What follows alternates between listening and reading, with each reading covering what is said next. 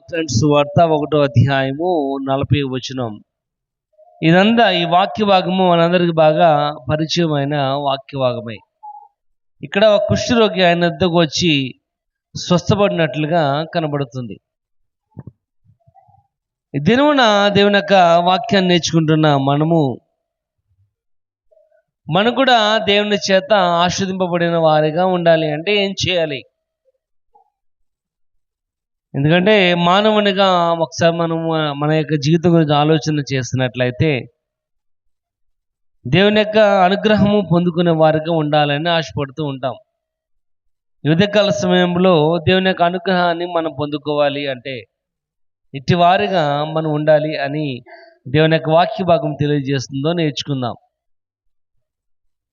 ఎందుకంటే దేవునికి ఇష్టమైన వారిగా ఉండడానికి, దేవునికి అనుకూలమైన వారిగా ఉండడానికి దేవుడు ఎవరైతే పరిపూర్ణంగా అంగీకరిస్తారో వారిని మాత్రమే ఆయన కనికరం చూపించేవాడుగా కనబడుతున్నాడు. ఎందుకంటే ఆయన కనికర సంపన్నుడు అని రాయబడుతుంది. ఆయన అటువంటి కనికరం కలిగిన వాడిగా ఉన్నాడు. కానీ ఉదయకాల సమయంలో మనము మన్నెడలా ఆయన తన యొక్క అనుగ్రహాన్ని చూపించాలి అంటే మనం ఎటువంటి వారిగా ఉండాలో ఇక ప్యాసేజ్లో నుంచి, ఈ యొక్క భాగంలో నుంచి చూద్దాం. ఈ 40వ వచనం కూడా మనం చూసుకున్నట్లయితే అదే ఒక కుష్ఠరోగి గురించి రాయబడుతుంది. ఏ విధంగా ఆ కుష్ఠరోగి తన యొక్క రోగము నుంచి విడుదల పొందాడో, ఏ విధంగా తనకున్న బలహీనలోంచి విడుదల పొందాడో ఇక్కడ ఆ చదివినట్లు మనకు అర్థమవుతుంది. దాంట్లో నుంచి కొన్ని మాటలు మనం నేర్చుకుందాం. 3 వచనాలు 3 మాటలు మనం చూద్దాం ఆ యొక్క భాగంలో నుంచి. అక్కడ 40వ వచనం ఒకసారి చదివినట్లయితే ఆయన అంటున్నాడు, నన్ను శుద్ధి చేయమని ఆయనతో చెప్పి ఆయనను వేడుకొనగా అని రాయబడుతుంది. మొదటిగా మనము దేవుని యొక్క అనుగ్రహాన్ని పొందుకునే వారిగా ఉండాలి అంటే బిసీజ్ అని రాయబడి ఇంగ్లీష్లో, అంటే వేడుకోవటం. ఆయన వేడుకోవాలి. ఏ విధంగా వేడుకోవాలి అంటే ఆయనే సర్వస్వము కనుక, ఆయన మన యొక్క జీవితమునకు ప్రారంభము ముగింపు కనుక, ఆయనే మొదటివాడును కడపటివాడుగా ఉన్నాడు కనుక మనకి ఏది అవసరమో మనము ఆయనను అడిగేవారిగా ఉండాలి. బిసీజింగ్. ఇక్కడ అంటున్నాడు, ఆ కుష్ఠరోగి ఆయన వద్దకు వచ్చి నన్ను శుద్ధినిగా చేయగలవని ఆయనను వేడుకొనగా అని రాయబడుతుంది. కాబట్టి వాక్య భాగంలో కూడా మత్తయి సువార్త ఆయన అంటున్నాడు, అడుగుడు మీకు ఇవ్వబడును అని. కాబట్టి మనం అడిగేవారిగా ఉన్నట్లయితే ఆయన తప్పకుండా మన యొక్క ప్రార్థన ఆలకించేవాడుగా ఉన్నాడు. ఒకసారి చూడండి, లూకా సువార్త 22వ అధ్యాయము 41వ వచనం ఒకసారి చూద్దాం. 22వ అధ్యాయము 41వ వచనం.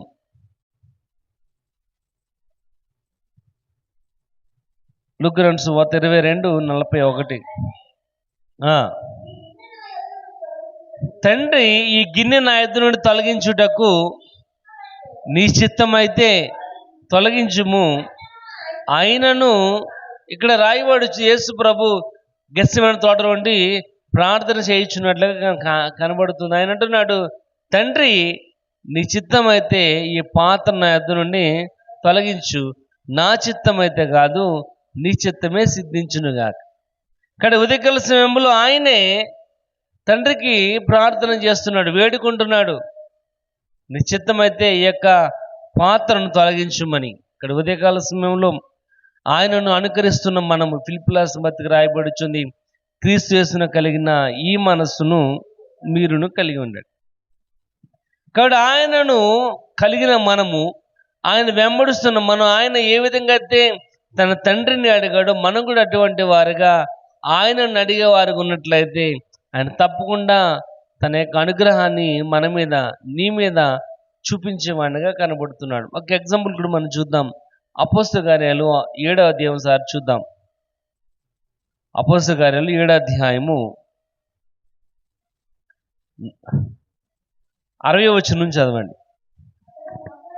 అతడు మోకాళ్ళుని, ప్రభువా వారి మీద ఈ పాపము మోపకుమి అని గొప్ప శబ్దముతో పలికిన. ఇక్కడ స్తెఫను గురించి రాయబడుతుంది. స్టెఫన్ దేవుని యొక్క వాక్యాన్ని బోధిస్తున్నాడని రాళ్లతో అతన్ని కొట్టడం అనేది ఆ యొక్క అధ్యాయంలో మనకు కనబడుతుంది. అప్పుడు స్టెఫెను ప్రార్థన చేస్తున్నాడు, మోకాళ్ళుని ప్రభువా, ఈ నేరము, ఈ పాపము వారి మీద మోపుకుమి. కాబట్టి యేసు ప్రభు తన తండ్రిని వేడుకున్నట్లుగా కనబడుతుంది. ఆదిమ విశ్వాసులు, ఆదిమ శిష్యులైన స్టెఫను కూడా తండ్రిని వేడుకున్నట్లుగా కనబడుతుంది. కాబట్టి ఈ సమయంలో దేవుని యొక్క వాక్యం వింటున్న మనము కూడా తండ్రిని వేడుకున్నట్లయితే ఆయన తప్పకుండా తన యొక్క అనుగ్రహాన్ని చూపించేవాడిగా కనబడుతున్నాడు. దానియేలు గ్రంథము 6వ అధ్యాయము 10వ వచనంలో మనం చూసుకున్నట్లయితే అక్కడ కూడా దానియేలు ప్రార్థన చేస్తున్నట్లుగా కనబడుతున్నాడు. దానియేలు దేవుణ్ణి వేడుకున్నట్లుగా కనబడుతున్నాడు. ఎందుకంటే అక్కడ ఒక నియమం అనేది ఉంది. ఎవరైతే ఈ 30 రోజులు అక్కడ నిలబెట్టిన విగ్రహానికి తప్ప ఇంకా ఎవరికి కూడా ప్రార్థన చేయడానికి, ఎవరిని కూడా వేడుకోవడానికి అవకాశము లేనటువంటి యొక్క సందర్భంలో దానియేలు దేవుని వేడుకున్నట్లుగా, దేవునికి ముమ్మారు ప్రార్థన చేస్తున్న వాడిగా కనబడుతున్నాడు. ఎందుకంటే మనం ఎటువంటి వారం అంటే, మనము జిగటమంటి నుండి ఏర్పాటు చేయబడిన వారమని వాక్య భాగము రాయబడుచుంది. మనము ఎటువంటి వారం అంటే, మనము యోగ్యత లేనటువంటి వారము, ఆయనను ప్రభువుని పిలవడానికి కూడా అర్హులము కానటువంటి వారము. అయినప్పటికీ ఆయన వాక్య భాగం సెలవిస్తున్నాడు, దేవుని యొక్క తండ్రి యొక్క అనుగ్రహాన్ని మనం పొందుకునే వారిగా మనం ఉండాలి. అంటే మనము ఆయనను వేడుకునే వారిగా, ఆయనను అడిగే వారిగా మనం ఉండాలి. చూడండి, యోబు అంటున్నాడు 42వ అధ్యాయము 4వ వచనం చూద్దాం ఒకసారి. 42వ అధ్యాయం 4వ వచనం, యోబు గ్రంథము 42 4వ వచనం. నేను మాట్లాడగోరుచున్నాను, దయచేసి నా మాట, నేను మాట్లాడాలనుకుంటున్నాను కనుక ప్రభువా దయచేసి నా మాట ఆలకించుము. ఎందుకంటే ఆయన మన మాటను ఆలకించువాడుగా, ఆయన నువ్వు చేస్తున్న ప్రతి ఒక్క విజ్ఞాపన వినేవాడిగా కనబడుతున్నాడు. ఇక్కడ ప్రియమైన వాళ్ళరా, దేవుని యొక్క వాక్య భాగం రాయబడుచుంది. మనం వేడుకున్నట్లయితే ఆయన తప్పకుండా నీ ప్రార్థన ఆలకించేవాడుగా ఉన్నాడు. తప్పకుండా నీ ప్రార్థన, నీ విన్నపములను ఆయన విని నెరవేర్చేవాడుగా కనబడుతున్నాడు.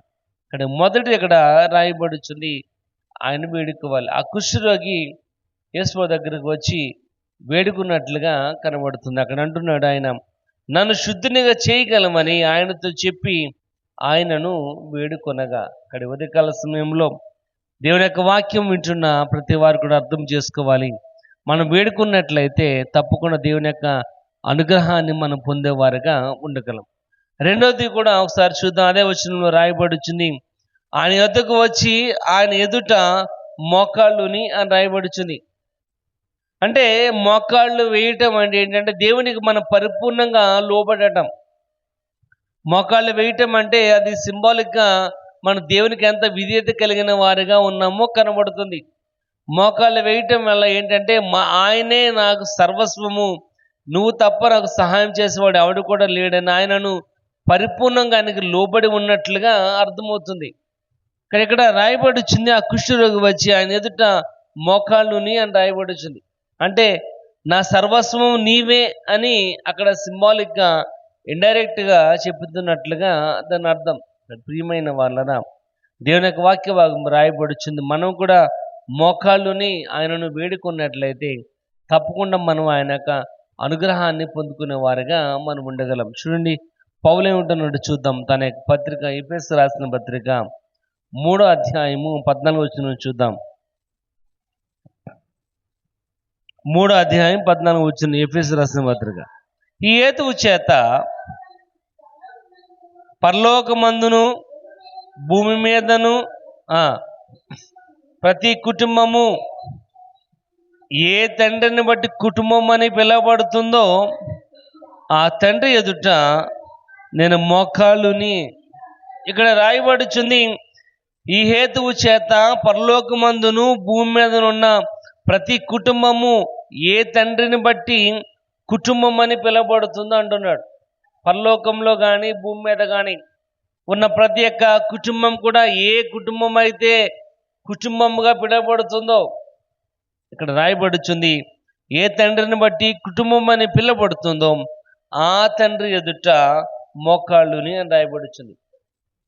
ఈ భూమి మీద ఉన్న మనము తండ్రి ద్వారా కుటుంబం అని పిలువబడుతున్నాం. ఎందుకంటే ఎప్పటి వరకు కూడా యేసు ఈ భూమి మీదకి వచ్చేంత వరకు కూడా మన మధ్య దేవునికి మనకి మధ్య ఉన్న పాపం ఒక అడ్డుగాడగా కనబడుతుంది. కాబట్టి ఆయన అంటున్నాడు, యోహాను సువార్తలు అంటున్నాడు, ఎవరైతే ఎప్పుడును ఎన్నడను తండ్రిని చూసిన వారుగా లేరు. కాబట్టి ఆయనే యేసు ప్రభువే ఆ తండ్రి యొక్క ఏ విధంగా ఉన్నాడో తండ్రి ఏ విధంగా ఉన్నాడో ఆ తండ్రి యొక్క ప్రేమ ఎట్లుందో మన ఎడల తన ద్వారా ఆయన తన ప్రవక్త ద్వారా తన యొక్క ఉద్దేశంతో తన యొక్క లేఖన మండలి ద్వారా మనకు తెలియజేశాడు. కనుక ఆయన్ని చూస్తే తండ్రిని మనం చూసినట్లే. కనుక ఇక్కడ రాయబడుచుంది అదేంటంటే, ఏ తండ్రిని బట్టి మనము కుటుంబం అని పిలవబడుతున్నామో ఆ తండ్రి ఎదుట మనం మోకాలు ఉండవలసిన వారిగా ఉన్నాం. అందుకే ఫిలిప్పీయుల రాసిన పత్రిక అంటే ప్రతి వాని యొక్క మోకాలు, ప్రతి వాని యొక్క నాలుక యేసుని అంగీకరించాలి, యేసుని స్తుతించాలి, యేసుని కనపరచవలసిన వారిగా ఉండాలి.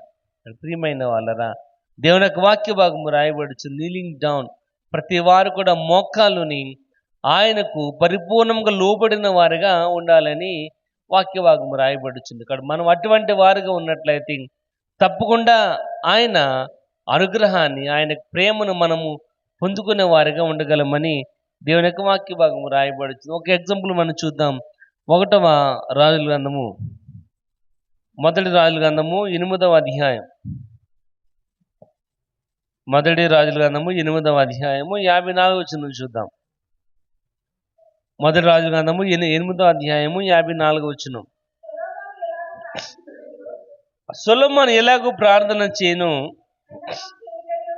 విన్నపములు చేయుటయు ముగించి ఆకాశం దాటి తన చేతులను చాపి యెహోవా బలిపీఠం ఎదుట మోకాళ్ళునుట అని లేచిన తరువాత చాలండి. ఇక్కడ రాయబడుచుంది సొలొమోను దేవుని ఎదుట ఉన్నాడు.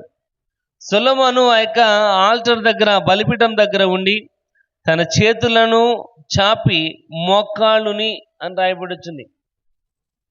మోకాళ్ళుని అంటే ఆ సొలొమోను మహారాజు కూడా దేవుని ఎదుట, తండ్రి ఎదుట మోకాళ్ళుని అక్కడ వేడుకున్నట్లుగా కనబడుతుంది. అంటే ఎంతటి రాజు అయినప్పుడు, ఎంత ఖ్యాతి కలిగిన వాడైనప్పటికీ తప్పనిసరిగా దేవుని ఎదుట, తండ్రి ఎదుట మోకాళ్ళు వేయవలసిన వానిగా ఉండాలి.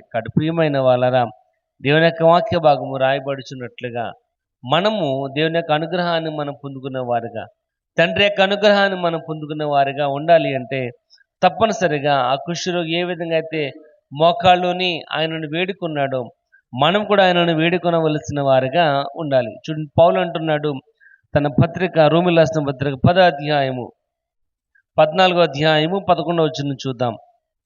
రోమ 14వ అధ్యాయము 11వ వచనం.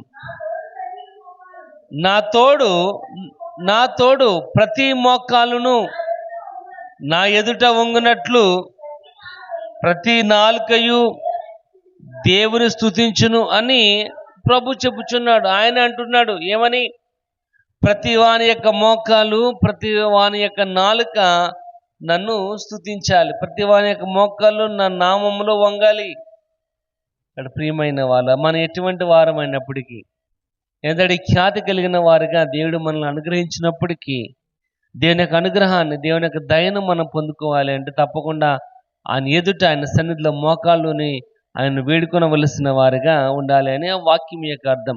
ఇక్కడ ఉదయకాల సమయంలో దేవుని యొక్క వాక్యం వింటున్న ప్రతి వారు కూడా దేవుని యొక్క వాక్య భాగం తెలియజేస్తున్నాడు. ఒకటి, మనము వేడుకునే వారికి ఉండాలి. రెండవదిగా మోకాళ్ళుని, ఎందుకంటే ఆయనే సర్వస్వము మన యొక్క జీవితంలో అని మనం ఆయనకు పరిపూర్ణంగా లోబడిన వారిగా ఉండాలని ఆ వాక్యం మనకు తెలియజేస్తున్నాడు. మూడోది అక్కడ చూద్దాం, అదే వచనంలో 1వ అధ్యాయం 40వ వచనంలో,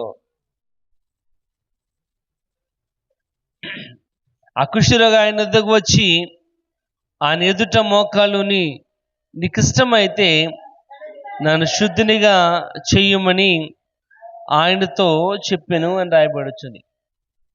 నీకు ఇష్టమైతే నన్ను శుద్ధినిగా చెయ్యము. ఆయనతో మనం చెప్పేవారిగా ఉండాలి. ఎప్పుడైతే మనం చెప్పేవారు ఉన్నామో ఆయన ఆలకించువానిగా ఉన్నాడు. లూకా 2 సువార్త 18 అధ్యాయంలో మొదటి వచనం నుంచి మనం చదివినట్లయితే అర్థమవుతుంది ఏ విధంగా మనం ప్రార్థన చేయవలసిన వారిగా ఉన్నాము. ఏ విధంగా ఆ యొక్క స్త్రీ తన యొక్క పొరుగువానితో వచ్చిన గొడవ విషయంలో ఏ విధంగా అయితే ఆ యొక్క అన్యాయస్తుల న్యాయాధిపతి దగ్గరికి వెళ్ళిందో అక్కడ వాక్యభాగంలో రాయబడుచుంది. ఇక్కడ ప్రియమైన వాళ్ళరా, మనం కూడా మన యొక్క జీవితంలో నీకు ఏది అవసరమో అది ఆయనను అడగవలసిన వారిగా, ఆయన దగ్గర వేడుకొనవలసిన వారిగా ఉండాలని ఆయన వాక్య భాగము రాయబడుచుంది. ఇక్కడ ప్రియమైన వాళ్ళరా, సమాజం అందరపు అధికారే దేవుని దగ్గరికి వెళ్ళాడు. ఆయన అంటున్నాడు, నేను 100 మందిని రమ్మంటే వస్తారు, 100 మంది పొమ్మంటే వెళ్తారు. అటువంటి యొక్క అధికారం నేను ఉన్నప్పుడు ఆయన అంటున్నాడు, నువ్వు నా ఇంటికి రావడానికి నేను అర్హుడను కాను, కానీ నువ్వు ఒక్క మాట మాత్రము సెలవిచ్చినట్లయితే బలహీనగుణ నా దాసుడు స్వస్థపడతాడు, బాగుపడతాడని ఆ వాక్య భాగం అని తెలియజేస్తుంది. ఇక్కడ ప్రియమైన వాళ్ళరా, దేవుని యొక్క వాక్య భాగం తెలియజేస్తుంది ఏంటంటే మనము లోబడే వారిగా ఉండాలి. ఎప్పుడైతే మనం ఆయన ఎదురున లోబడిన వారిగా ఉన్నాం, ఆయన తప్పకుండా మన ప్రార్థన ఆలకించి ఆయన అనుగ్రహాన్ని మన మీద చూపించేవాడిగా కనబడుతున్నాడు. ఇక్కడ అంటున్నాడు, అతడు ఆయన యొద్దకు వచ్చి ఆయన యొద్ద మోకాళ్ళుని ఆయన వేడుకున్నట్లుగా కనబడుతుంది. ప్రియమైన వాళ్ళని ఒకసారి చూడండి, ఫిలిప్పీ రాసిన పత్రిక 2వ అధ్యాయము 21వ వచనం చూద్దాం. ఫిలిప్పీ 2:21. ఫిలిప్పీ రాసిన పత్రిక 2వ అధ్యాయం 21వ వచనం. తన సొంత కార్యములే చూసుకుంటున్నారు కానీ యేసుక్రీస్తు కార్యములను ఇక్కడ రాయబడుచున్న అందరూ తమ సొంత కార్యములనే చూసుకుంటున్నారు కానీ దేవుని కార్యాలు చూడట్లేదు. ప్రతి వారు కూడా ఏమనుకుంటున్నారంటే వారు సొంతంగా మాకున్న బలం వల్ల మేము కష్టపడుతున్నాం కాబట్టి ఇది కొనుక్కున్నాం, మాకు డబ్బులు ఉన్నాయి కాబట్టి ఇది చేస్తున్నాం అని వారి యొక్క సొంత కార్యాల మీద ఆధారపడుతున్నారు. కానీ ఇక్కడ వాక్య భాగం రాయబడుచుంది, యేసుక్రీస్తు చేస్తున్న కార్యాలను వాళ్ళు చూడట్లే. మనం కూడా అటువంటి వారుగానే ఉంటున్నాం. దేవుని యొక్క సన్నిధిలో ఉన్న మనము అటువంటి వారుగానే ఉండటం. ఎందుకంటే మనం ఎన్ని చేసినప్పటికీ నా వల్ల నేను అనేక ఆలోచనలోనే మనం ఉంటున్నాం తప్ప దేవుని యొక్క వాక్య భాగం చెప్పినట్టుగా దేవుని యొక్క కార్యం అని, ఇది దేవుని యొక్క ఉద్దేశం అని, దేవుడు తను చూపించిన కృపని మాత్రం మనం గ్రహించట్లేదు. అందుకే యాకోబు పత్రికలో అంటున్నాడు, మీరు ఏం అడిగినను మీ భోగముల నిమిత్తం అడుగుతున్నారు కనుక అది మీరు పొందుకోవట్లేదు. ఇక్కడ మనం ఏం అడిగినా దేవుని యొక్క మహిమార్థం మనం అడిగే వారికి ఉండాలి. మనకి ఏది అవసరమో దేవుని యొక్క మహిమార్థం ఎప్పుడైతే మనం అడిగామో తప్పకుండా ఆయన మన నీ ప్రార్థన ఆలకించేవాడుగా కనబడుతున్నాడు. ఇక్కడ ప్రియమైన వాళ్ళు ఇక్కడ రాయబడుచుంది, ప్రతి వారు కూడా తన సొంత కార్యాలే చూసుకుంటున్నారు కానీ దేవుని కార్యాలని చూడట్లే. ప్రతి వారు కూడా వారి యొక్క సొంత ఆలోచనలు ఉన్నారు తప్ప దేవుని యొక్క పని మీద ఏ రకమైన బాధ్యత అన్నది, ఏ రకమైన ఏకాగ్రత అన్నది లేనటువంటి వారుగానే కనబడుతున్నారు. ప్రియమైన వాళ్ళరా, దేవుని యొక్క వాక్య భాగం సార్ మనం చూద్దాం. ఎగ్జాంపుల్ మనం చూద్దాం. చూడండి, ఎస్తేరు గ్రంథము 5వ అధ్యాయం. ఎస్తేరు గ్రంథము 5వ అధ్యాయం 1వ వచనం సార్ చూద్దాం. ఎస్తేరు గ్రంథము 5వ అధ్యాయం 1వ వచనం.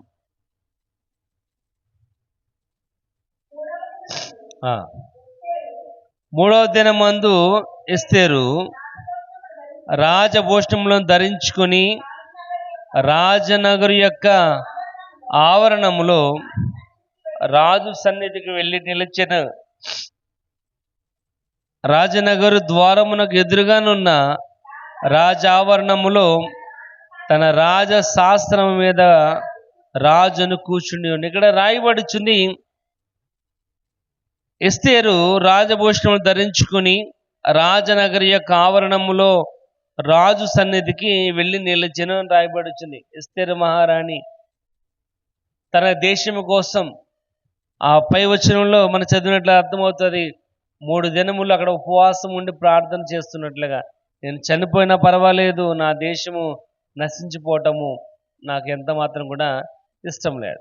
కనుక ఆమె ఆ రాజు దగ్గరికి వెళ్ళి నిలబడుతున్నట్లుగా కనబడుతుంది. ఇక్కడ ప్రియమైన వాళ్ళరా, దేవుని యొక్క వాక్య భాగం సెలవిస్తున్నట్లుగా మనం కూడా మన మన రాజు అయిన ఆ యేసు ప్రభు దగ్గరికి మనం కూడా ఇల్లు నిలబడి నువ్వు అడిగినట్లయితే తప్పకుండా ఆయన నీ ప్రార్థన ఆలకించేవాడుగా కనబడుతున్నాడు. మనం ఏం చేస్తుంటామంటే మన యొక్క సొంత కార్యాల మీద, మన యొక్క సొంత పనుల మీద ఏకాగ్రత చూపించినంతగా దేవుని మీద మన ఏకాగ్రత చూపించలేకపోతున్నాం. దేవుని యొక్క వాక్య భాగం రాయబడుచుంది 118వ కీర్తనలో, మనుషులను ఆశ్రయించుట కంటే యెహోవాను ఆశ్రయించుట మేలు, రాజులు నమ్ముకొనుట కంటే యెహోవాను నమ్ముకొనుట మేలు. కాబట్టి దేవుని యొక్క వాక్య భాగం సెలవిస్తుంది, మనము పరిపూర్ణముగా దేవుణ్ణి అడిగేవారుగా, పరిపూర్ణంగా ప్రభా నువ్వే నా యొక్క జీవితమునకు ఆదర్శము నిదర్శనం అని ఎప్పుడైతే మనం ఆయనను వేడుకుంటామో ఆయన తప్పకుండా మన ప్రార్థన ఆలకించువాడుగా కనబడుతున్నాడు. ఇంకో మాట మనం చూద్దాం, ఆదికాండము 18వ అధ్యాయం సార్ చూద్దాం.